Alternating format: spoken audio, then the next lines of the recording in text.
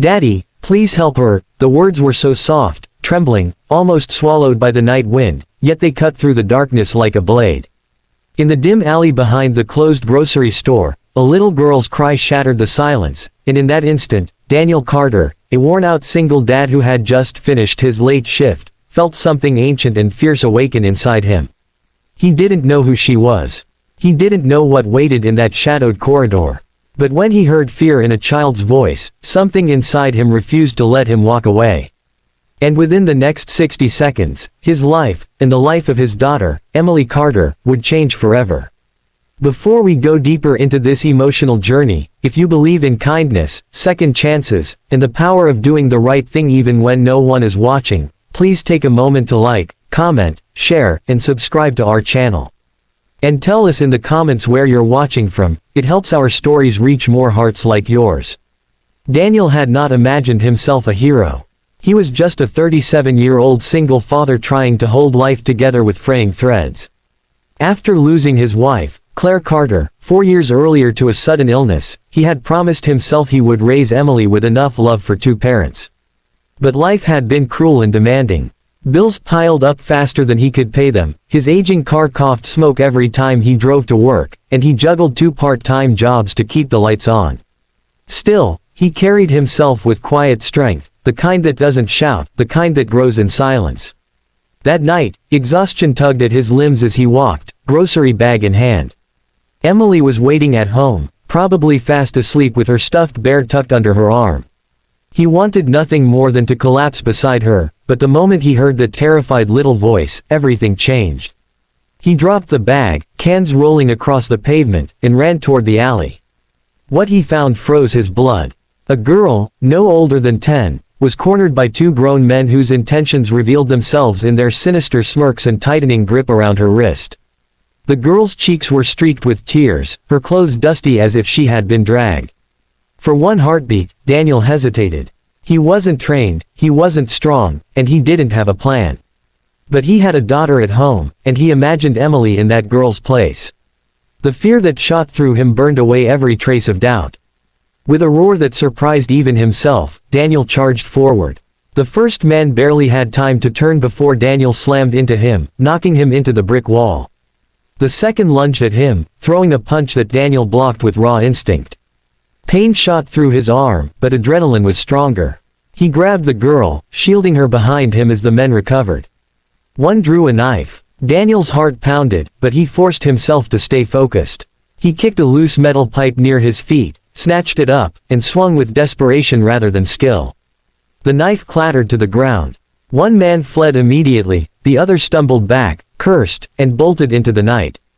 Breathing hard, chest heaving, Daniel turned to the girl. She stared at him with wide, trembling eyes, unable to speak, only clutching his hand as if it were the only safe thing in her world. When he gently asked where her parents were, she shook her head. She only whispered her name, Lily Grant. Daniel walked her home to Emily, wrapped her in a blanket, and sat her at the kitchen table with warm soup. She said little, still shaken, but she stayed close to him as if afraid he would disappear. Emily, who had woken up to the commotion, rubbed her eyes and immediately hugged the frightened girl. Daniel felt something tighten in his chest as he watched the two children cling to each other. He didn't know who Lily belonged to, but he knew one thing: no child deserved that fear. He called the police, gave his statement, and ensured Lily was safe for the night. They said they'd look for her family in the morning. As he tucked the two girls into bed, Lily holding Emily's spare stuffed bear, Daniel felt a strange heaviness settle over him, something between worry and protectiveness.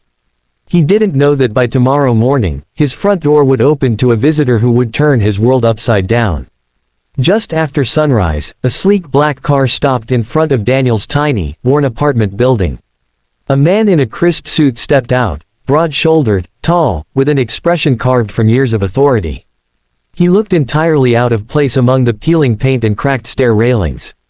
When Daniel opened the door, still in yesterday's shirt and tired from the long night, the man's eyes softened with relief. "I'm Richard Grant," he said, emotion tightening his voice. "Lily's father." Daniel was struck silent. He stepped aside, letting the man inside. The moment Lily saw her father, she ran into his arms, sobbing as he lifted her and held her close. Richard closed his eyes, pain etched deep into the lines of his face. It was not the face of a man who took his daughter for granted, it was the face of someone who had feared he might never see her again. When Richard learned what had happened, he turned to Daniel with disbelief and gratitude so strong it nearly overwhelmed him. He explained that he was the CEO of Grant Industries, a company Daniel had only seen mentioned on billboards. Lily had wandered off the previous evening while their driver briefly lost sight of her. They had searched everywhere, terrified she had been taken. Richard's voice cracked when he said Daniel had saved his daughter from something unthinkable. Daniel tried to downplay it, saying any father would have done the same. But Richard shook his head firmly.